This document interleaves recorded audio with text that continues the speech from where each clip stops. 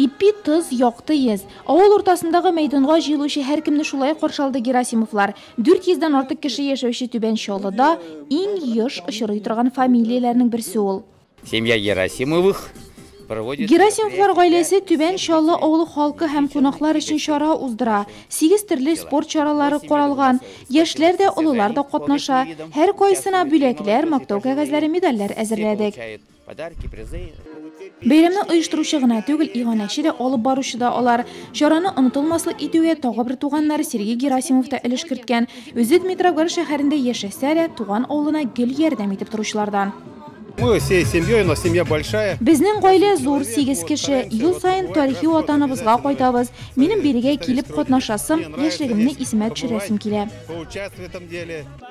Нижнечелнинский зори ансамбле Иван Купалы биюен башкарган кызларның чыгышларын авыл халкы алкышларга күмде. Шунда ук Бердәм Россия партиясының Нурлат җирле бүлекчәсе исеменнән актив авылдашларга, мәктәпне тәмамлаган чыгарылышларга бүләкләр тапшырылды. Народу, как сказать, и... Халык эшли дә, ял итә дә белергә тиеш. Түбән Чаллы бик тату, актив авыл. Алар бергәләп өмәгә дә чыга, бердәм булып зират коймаларында тота. Бу үзара салым акчасына башкарыла. Яшәүчеләр зур өлеш кертте. Алар 50% коймаларны үз хисабына бастырды. Юллар төзибез, авыл яши. Более 50% заградили за свой счет. Бәйрәмне оештырган Герасимовлар да бүлексез калмады. Сәхнәгә алар бөтен династиялары белән күтәрелде. Тамашачылар арасында да үз нәселләре өчен горурланып утыручылар байтак. Фамилияләребез үзгәрсә дә, без Герасимовалар ди алар.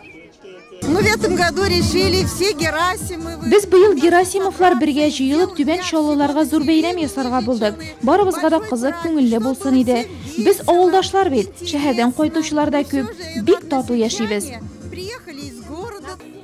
Авыл көне һәркемнең күңеленә хуш килерлек итеп оештырылды. Олылар концерт номерлары караганда бала-чага кул көрәштерде, аркан тартты, күчтәнәчләр юнәтте. Үзенчәлекле күргәзмәләрне карады.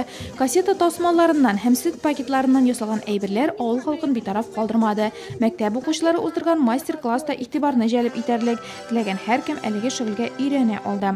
Түбән Чаллылар мул истәләр артында бәйрәм итте.